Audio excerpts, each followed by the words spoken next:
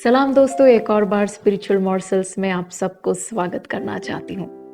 पिछले हफ्ते के एपिसोड में हमने देखा था, बाइबल से एक कारण देखा था कि प्रभु यीशु का जन्म हो सकता है दिसंबर महीने में ना हुआ हो, लेकिन फिर भी उसके जन्म कब हुआ उसके कारण नहीं, लेकिन वो क्यों जन्म लिया उस कारण को हम मनाते हैं।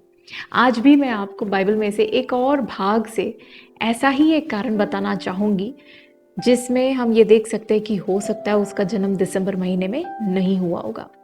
पिछले एपिसोड में हमने देखा था कि मरियम के पास स्वर्गदूत प्रकट होता है, लूका रचित सुसमाचार पहले अध्याय में। लेकिन उससे पहले, मरियम के पास आने से पहले स्वर्गदूत किसी और के पास जाता है, एक याजक, एक बुजुर्ग याजक, उसका नाम है जकरिया। जकरिया के सामने जब स्वर्गदूत प्रकट होता है, उससे कहता है कि तू एक पिता बनेगा। उसके कोई बच्चे संतान नहीं थे। लूका रचित सुसमाचार पहले अध्याय के 5वें आयत में हम देख पाते हैं कि ये अबिया के दल का था।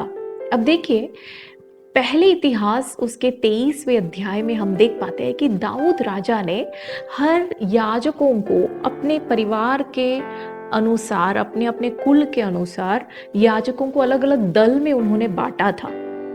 और 24वें अध्याय में हम देखते हैं, पहला इतिहास के 24वें अध्याय में, कि एक एक दल का परमेश्वर के उस मंदिर में काम का जो उनका जो समय है वो चिट्ठी डालकर वो चुनते थे। तो पहले इतिहास के 24 के 10 में हम देख पाते हैं कि अबिया के दल के बारे में हम वहां पे पढ़ते हैं। चिट्ठी जो है अबिया के दल के ऊपर गिरता है। अब देखिए, एक यहूदी हिस्टोरियन है जिनका नाम है यूसुफस। उनके रिकॉर्ड्स में ये याजकों के दल, अलग अलग दल, कब कब परमेश्वर के मंदिर में उनका काम कब कब होता था, उसका रिकॉर्ड उन्होंने लिखा है। उसके डेट्स उन्होंने अपने रिकॉर्ड्स में लिखे हैं। तो इतिहास को सीखने वाले लोगों ने यूसुफस के रिकॉर्ड्स को पढ़कर उनको ये समझ आया कि जब उस स्वर्गदूत जकरिया याजक के सामने प्रकट हुआ था, तब वो जून का महीना था। तो यदि जून का महीने में ये हुआ है, ये घटना जून के महीने में हुआ है, तो उसका मतलब जकरिया का जो बच्चा है, जो पुत्र है, यूहन्ना बपतिस्मा दाता का जन्म उसका नेक्स्ट ईयर मार्च के महीने में हुआ होगा। अगर ऐसी बात है तो हम सब जानते हैं कि प्रभु वचन के अनुसार प्रभु यीशु जो है यूहन्ना बपतिस्मा दाता का कजिन है, कजिन, और वो भी 6 महीने के अंतर में उनका जन्म हुआ था। यूहन्ना बपतिस्मा दाता जो है प्रभु यीशु से 6 महीना बड़ा है। अगर यूहन्ना बपतिस्मा दाता का जन्म मार्च में हुआ है तो मार्च प्लस 6 महीने, सितंबर महीने में प्रभु यीशु का जन्म हुआ होगा, दिसंबर महीने में नहीं। लेकिन आज हमें इस बात का मायने नहीं रहता कि यीशु का जन्म कब हुआ। मेरा कहने का मतलब यही है, हमें ये मायने में देखना है, हमारा इंपॉर्टेंस ये होना चाहिए कि यीशु का जन्म क्यों हुआ, उसके जन्म के पीछे का उद्देश्य क्या था। देखिए, यीशु खुद अपने जन्म के पीछे या उनके आने के पीछे का जो उद्देश्य है वो समझाते हैं।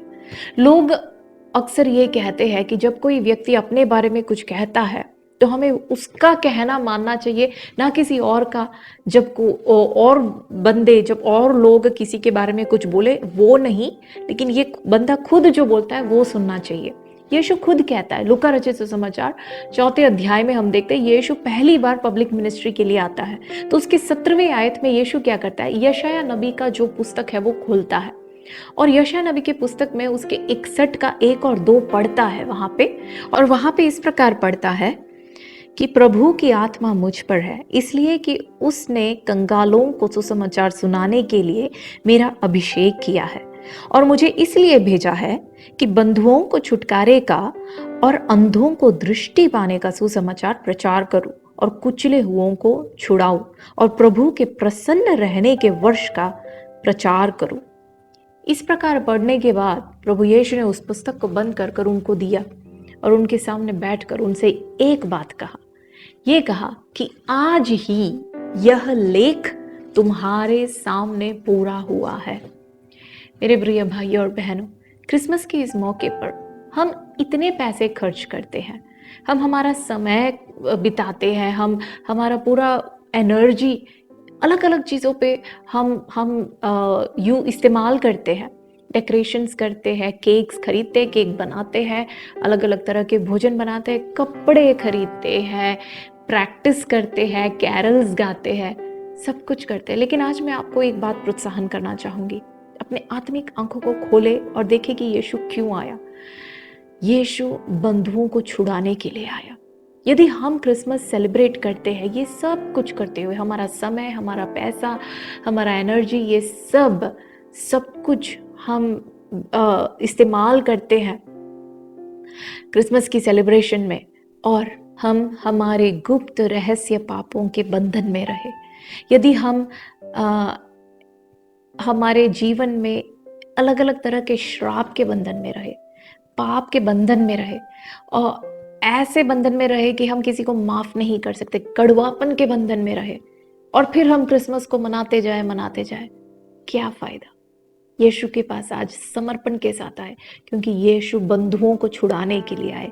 वास्तव में जीवन में छुटकारा पाने के बाद जरा क्रिसमस को सेलिब्रेट करें। आज मैं आपसे आशा रखती हूँ और विनती करती हूँ कि प्रभु यीशु के पास अपने आत्मिक आंखों को खोलकर इस विश्वास के साथ आए, यीशु से कहे, यीशु मैं समर्पण करता हूँ, समर्पण करती हूँ, because you came to set the captives free, क्योंकि तू बंधुओं को छुड़ाने के लिए आया है। मैं तेरे पास आता हूँ, मेरी इस बंधुआई की अवस्था से तू मुझे छुड़ा। प्रभु आपको जरूर छुड़ाएगा, आपको मुक्ति देगा। प्रभु आप सबको आशीष दे। God bless you.